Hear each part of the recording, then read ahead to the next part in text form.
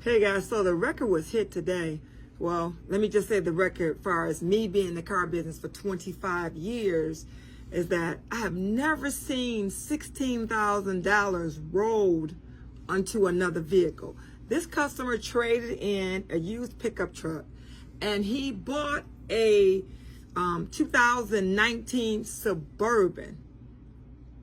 He went from $900 a month, 900 and some change, to $1,600 a month. $16,000 rolled onto a used vehicle, a used Suburban. These banks are doing unbelievable things. $16,000. His interest rate is 18%. So he didn't have excellent credit. His credit was in the middle. When I say in the middle, it was in the early 6s. So I don't want to tell you what your credit